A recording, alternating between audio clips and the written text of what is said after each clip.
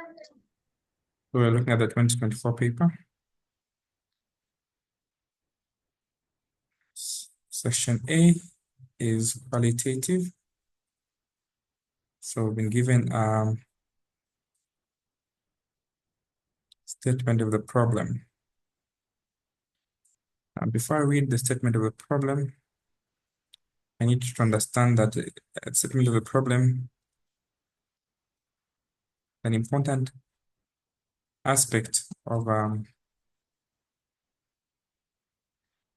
first chapter in any report. You need to identify important things like the gap that you want to clarify. So statement of the problem must be clear and concise. It must identify issues that need problem solving. The essence of a problem statement is to define what a problem is clearly and explain why the problem is important. It is from the problem statement that you're able to construct objectives using variables. It is from the problem statement that you're able to give justification for the study. The statement of the problem has the background, a brief background of the problem. It has a problem itself clarified in there. It has evidence of statistics and references. It gives you some of the consequences if the problem is not solved. It also has a gap in it, what is missing in the current situation, what efforts are there to solving the problem. A statement of the problem should also state what the problem will address.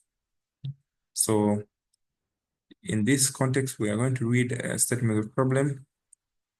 And as I read, take note of the key variables and take note of what problem is being discussed. So this is our case of understanding. So I'll take my time. We've done this before.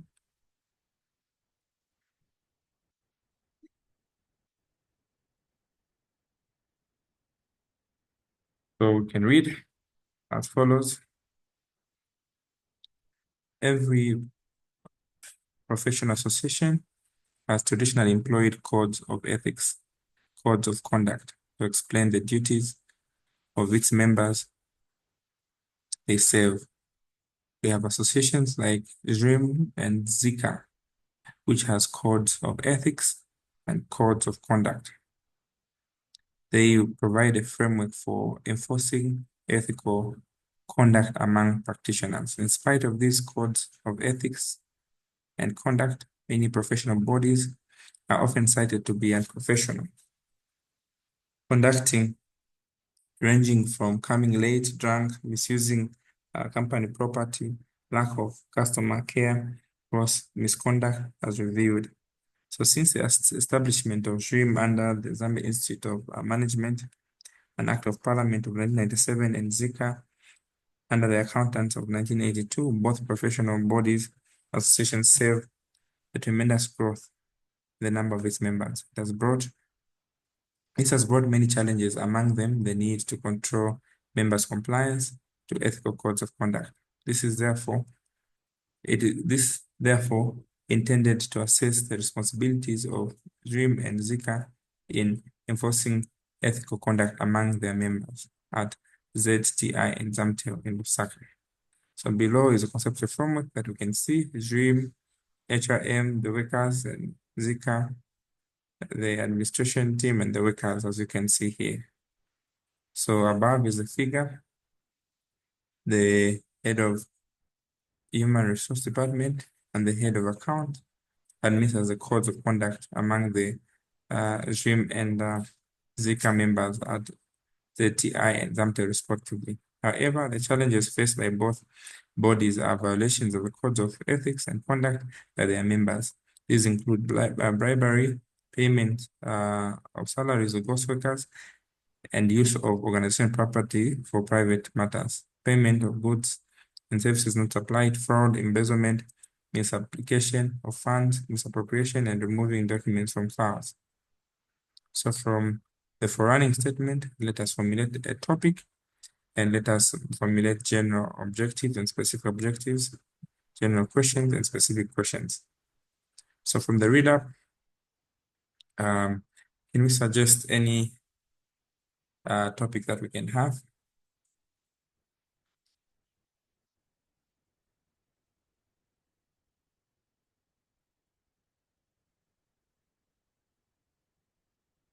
So there's no clear-cut topic that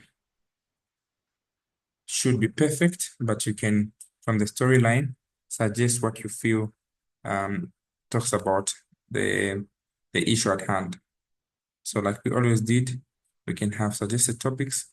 So topics could be number one, we can say assessing the role of what? Professional bodies like JRIM in enforcing ethical code of conduct among its members. And use a case study of what? Of ZIHRM and Zika in selected organizations. So here the focus is how the professional bodies will monitor and manage ethical behavior. You can look at the effectiveness of ethical codes in preventing professional misconduct, a comparative study of ZIM and Zika. Ethical challenges facing the human resource and accounting bodies in Zambia, full colon the role of ZIM. So historical actually is the Then you can look at an evaluation of disciplinary measures by professional associations, in the case of Zika and ZRIM. So any of these topics you can choose because they're all talking about what? The codes of conduct. There's an issue of code of conduct. There's an issue of misconduct. There's an issue of the ethical challenges that these are facing. There's also the disciplinary measures taken by these. So you can identify any of these ones. So I'll pick on assessing the role of professional bodies in enforcing ethical code of conduct. So as we come up with the topic, you need to also align the objectives to the topic. The topic speaks to the statement of the problem, it speaks to the conceptual framework, as well as it speaks to the theories that you most likely use. So here, assessing the role of professional associations in enforcing ethical conduct among members, the case of ZRIM and Zika in selected organizations in Lusaka. Then the general objectives, 10 marks. The general objectives actually comes from the what? The topic itself. To assess the role of ZRIM and Zika in enforcing ethical code among the members in selected organizations in Lusaka. Then objectives must be dynamic. Use dynamic words to examine, assess, identify, to evaluate. Don't just say to find out, find out, find out. Okay? So you identify the key variables. From the topic, you're looking at ethical compliance. Okay? So we're going to look at what? Assessing. Okay? The level of compliance to ethical standards among ZRIM and Zika members at ZTI and Zambia to examine the existing code of conduct guidelines provided by ZRIM and Zika to identify the common ethical breaches committed by members of ZRIM and Zika, to also evaluate the challenges in enforcing ethical code of conduct among the members. So these are coming from our storyline. Okay, then we go to our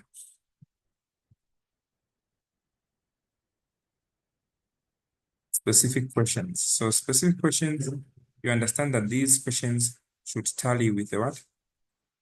The questions must tally with our objectives. The first research question must automatically be the first research question. Okay. So in so doing, our first question is to examine what? The existing ethical codes of conduct.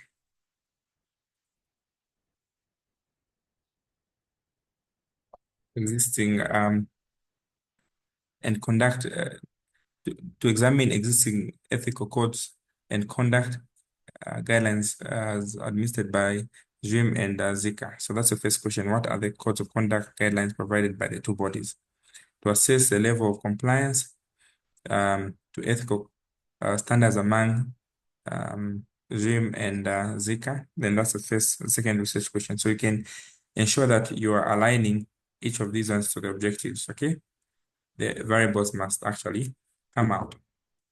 So at this point, I'll take an advantage to ask what key variables can we use from there, even if it wasn't asked, just to spice up this question. What key variables can we use there to come up with a conceptual framework?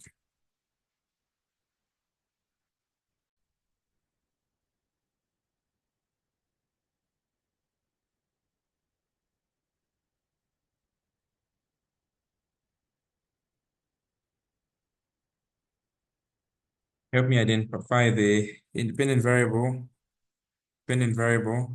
mediating variables. Okay, from these ones. Well, some of the questions will give you that. So An attempt, maybe if you Uh-huh. look at the ethical breaches, uh-huh. ethical breaches affecting the compliance levels. Also the compliance levels, I think. So we have ethical codes of conduct. Those are independent variables. The enforcement mechanisms of these bodies, those are independent variables. We can look at monitoring systems. It can be independent. So independent variables are the variables that influence the outcome. The outcome here could be what? We are looking at the outcome in terms of compliance. Can use the outcome in terms of the frequency of these breaches. Those are dependent variables. The outcome, we can look at it at the level of ethical conduct. Then what mediating variables are we going to use? The culture that can be there at the two institutions.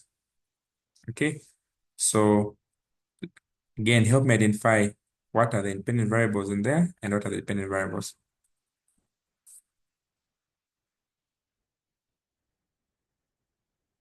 So it is from the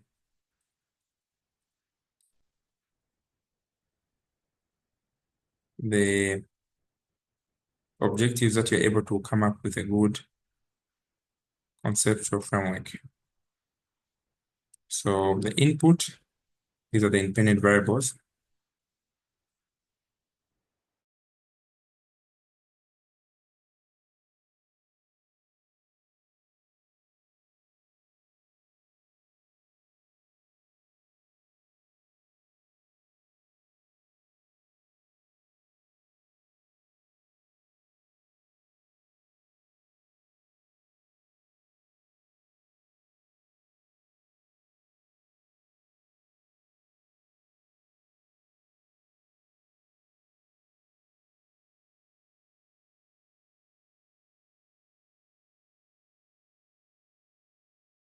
Identify the independent variables, and the moderating variables from what I said. The dependent variable would be compliance with compliance of ethical codes.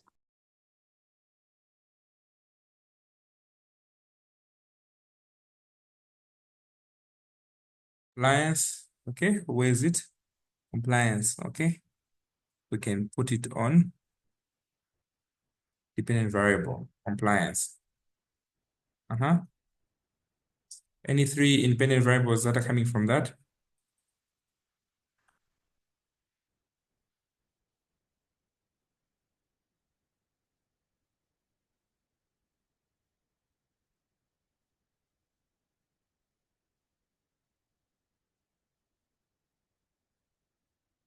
Independent variables?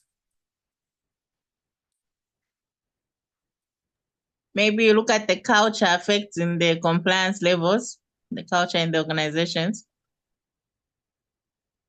Yes, the culture and the organization. Isn't the culture falling under mediating variable?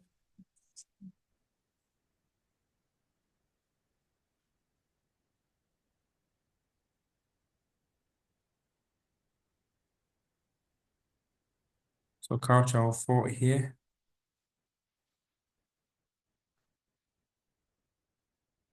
Then please use the variables that we're using there.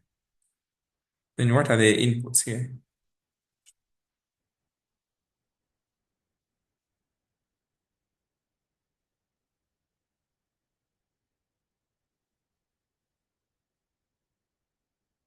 What are the independent variables? What about ethical codes itself? Yes, the codes, ethical codes. Mm-hmm. Then the ethical breaches committed. Breaches. Uh-huh. And monitoring practices, maybe. Okay. Enforcement mechanisms. Yes. Compliance monitoring systems. Yes.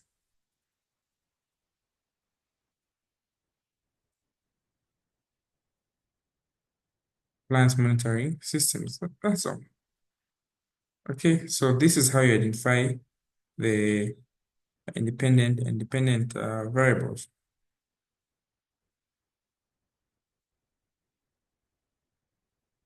Okay. So we are killing two birds with a stone. So from this, we've been able to identify the topic, the general and specific objectives, the questions, etc. All right. Any questions so far on this?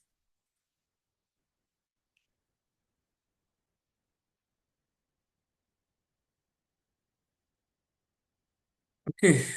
Question number 2. We've done this paper over and over. Just wants to those ones who didn't join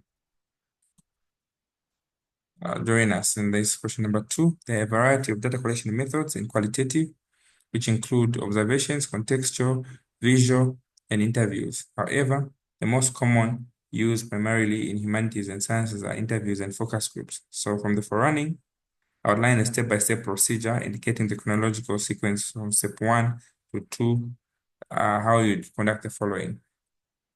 So participant observation,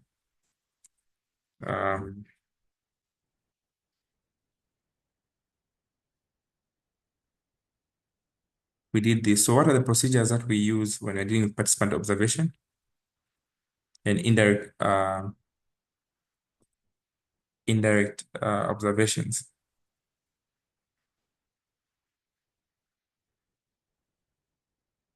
I'll give the steps, but I want you to explain. This is a quick, can you remember? Yes, Annie? Guide us in participant observations.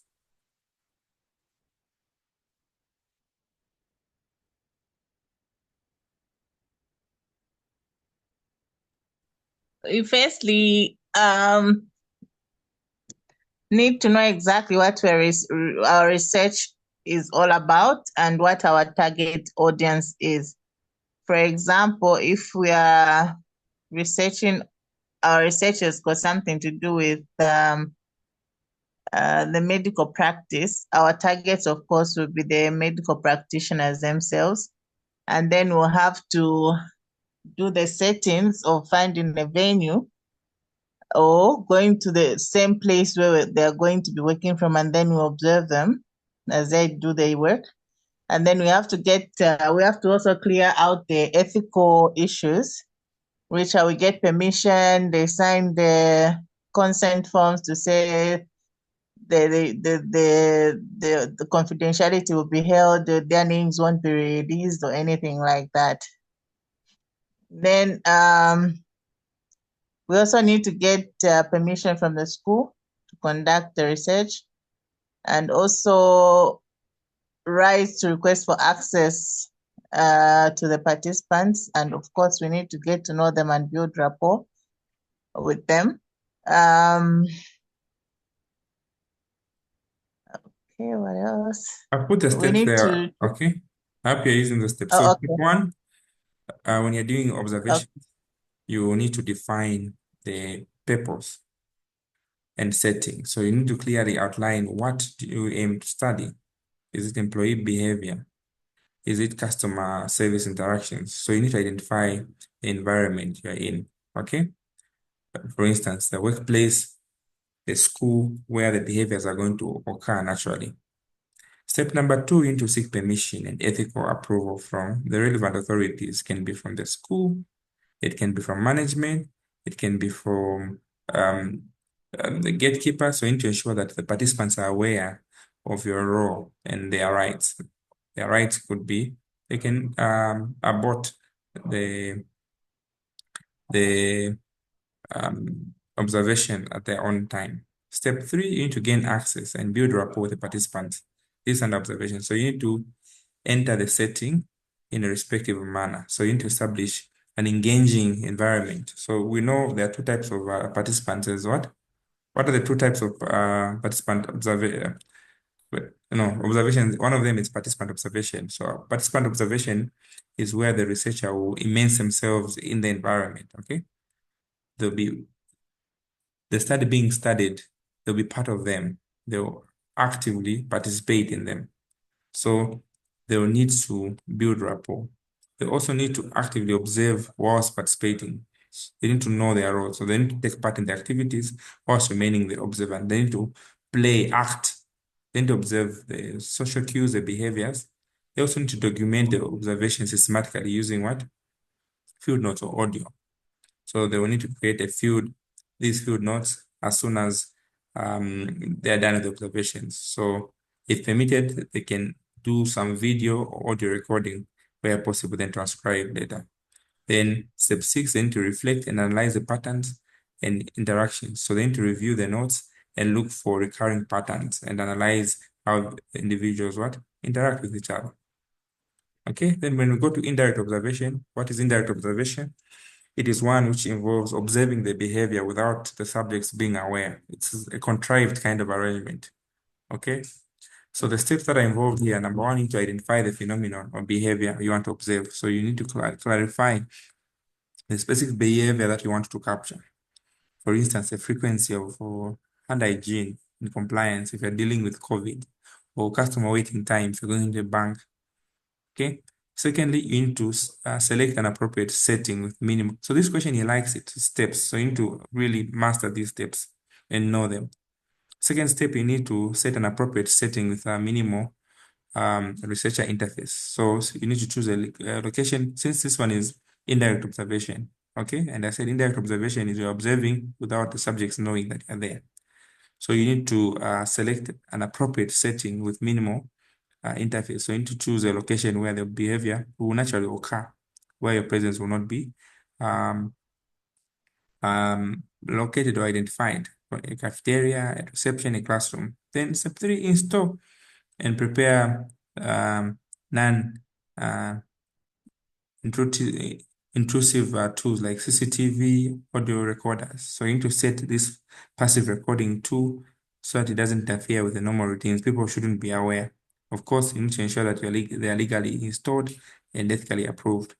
Step number 4, you need to record the behaviors and events without a direct engagement. So you allow the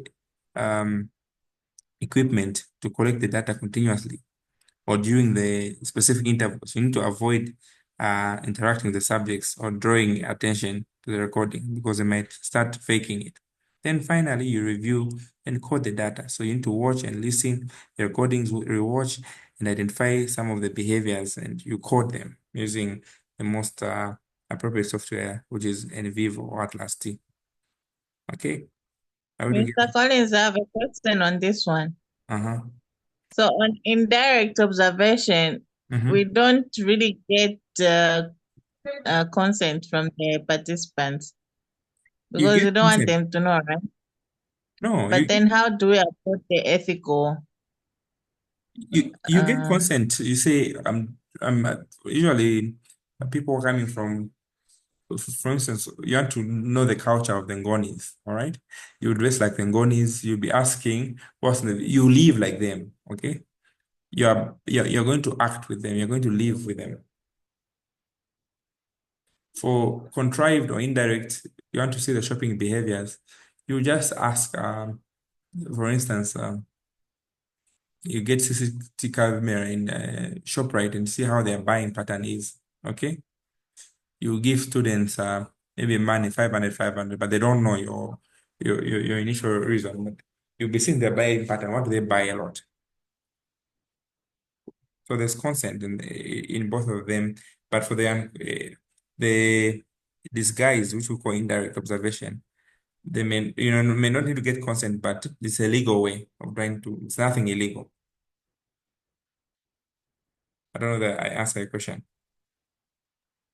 Okay, yeah, because my concern was on the indirect observation. Mhm. The participant observation is clear because consent is gotten from the onset to even engage the participants. For Now for the there's indirect, no direct consent per se.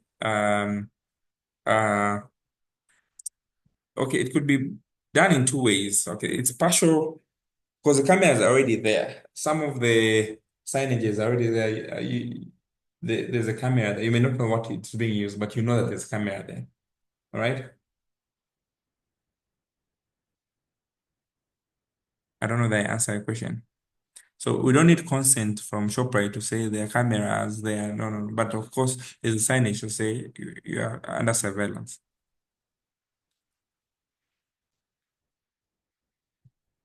I don't know if I've answered the question. yes, yeah. Okay, so let's go to structured face-to-face interviews. Here, you ask each participant the same set of standardized questions in a controlled face-to-face. So I would want somebody to take us through these steps. Cholwe, explain the steps involved in a face-to-face interview based on the guide that I have put there. Expand a bit.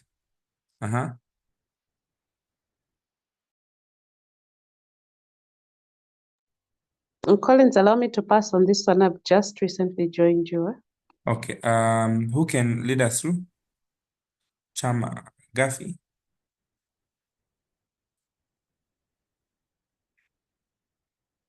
I'm as well like Cholwe. Sorry. Sharon, I've put the guidelines there. Just explain the structure as they are. Annie, can take it up.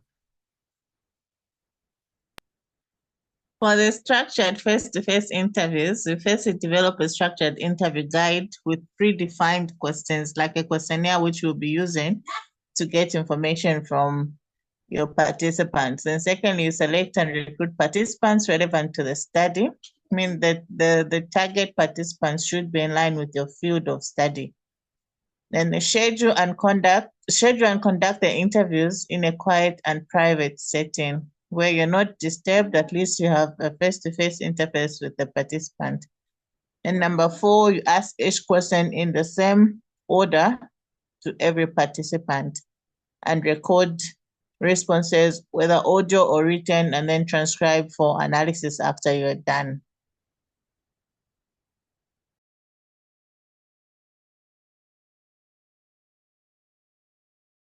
All right, thank you for that. Then for the focus groups, what are focus groups? You are going to put people in what? In groups. In a small group where you're going to gather information. Of course, in focus group, we have people who talk too much and people who are silent. The idea is to create rapport and validate what really happens. For instance, in a chilimba. So first, step in to identify the topic and prepare a guide with prompts. So you need to define the theme or problem for discussion. So you draft the open-ended questions and prompts that will guide. Then step 2, you recruit 6 to 10. It doesn't need to be too small and too big. So you select individuals who share common characteristics or experiences. All right. So this will give a diversity and to enrich the discussion. Step 3, to send invites and consent forms by email and schedule sessions. So you can email the participants or you can voice call them for a meeting. So you can schedule a meeting at a convenient time for all of them. Then step 4, you need to moderate the discussion virtually. If you are doing using Zoom, encourage equal participation. You can use Google Meet, Zoom. The moderator can ensure that participation is balanced. Okay, you need to ensure that participation is balanced. So this is the steps of this focus group using Google Meet. All right, then you record the session with permission, of course, and transcribe analyze the themes. So that is how you do that. Then step-by-step method for I have a question on the group discussion. So is this the same procedure even if like you're not meeting via Google Meet, but maybe in a classroom setup? Are they the same steps? No, they are different. Because you're not going to record. Okay, they're similar, but they are they're similar, but there's other things that obviously you cannot do in a physical, in a physical thing. Cannot record. Okay. So they're very similar, in short. So in there, if you're doing a physical meeting, you're simply going to identify the topic as we have done there. You recruit 6 to 10 with relevant experience. Then you're going to secure a comfortable or neutral room where there would be like a classroom, a hall. Okay, you set some chairs there. Then you're going to facilitate the discussion in person. You encourage equal participation as a moderator. You're going to guide the discussion using what? A guide that you prepare. Then step 5, you need to record the session with their consent. You can use a recorder with their permission. So the steps are just the same, except that you're not, some of the things, you're not going to, there'll be no internet breakages where you need to, okay. So it's more or less the same. Are we together? Yes, thank you. Okay. Then last but not the least, we talk about the researcher administered open-ended questionnaire. What steps are involved? What do we do?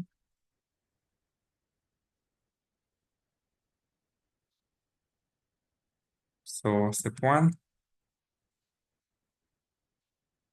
you design the questionnaire, the open-ended questionnaire.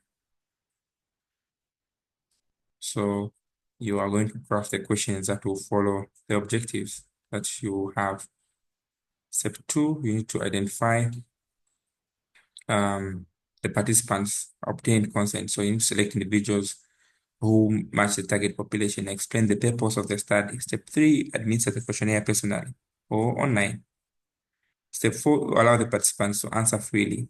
Okay, you will provide clarification where it's needed. Step 5, you need to record the responses accurately and analyze them thematically. So here, we are not using the quantitative, we're using the qualitative. So people will be writing in there. Okay. So these are the procedures that we follow. Okay. So let's go to section B, the one-word answer. We did these questions already. So it's either you have multiple choice or one-word answers. So I explained the themes in there. At this time, I'm not going to explain due to time. I just need you to give me the solutions. So first part, in an experiment, dash variable is manipulated to determine the effects on the dash variable. What are the answers?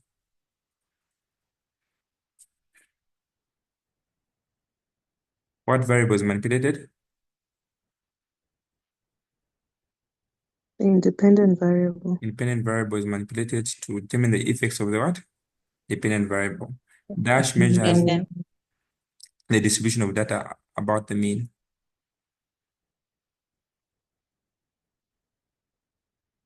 What's the answer? Standard deviation. Standard deviation. Dash analysis involves getting insight of the population by obtaining information from the sample. What analysis is that?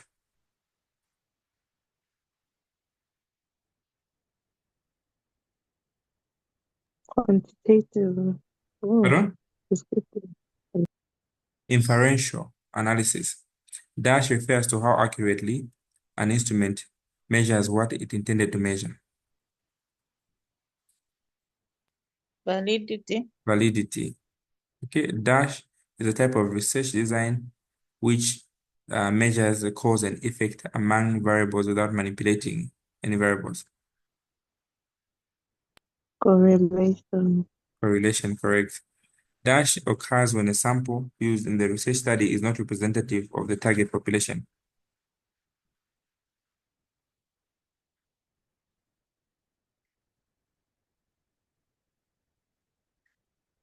Sampling error. Sampling what? Bias. Bias. Yes. Dashed is a type of inferential statistics used to determine whether there's significant difference between the two groups of a sample more than 30.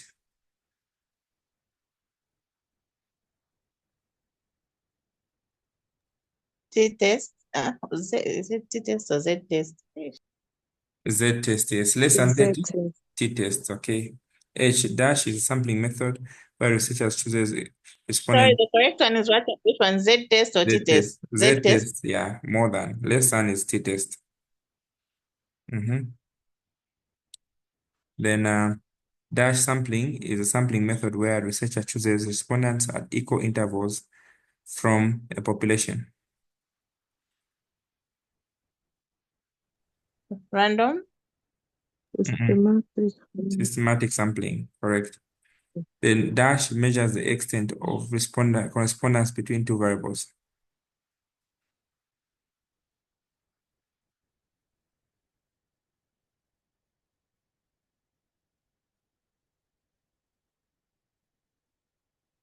Okay. Correlation. Okay, so we end here this session. This participation was very good. Glad you still remember. I'll send our session for the next class. Thank you so much for your time. Sorry, what was E again? The research design, which measures the cause of.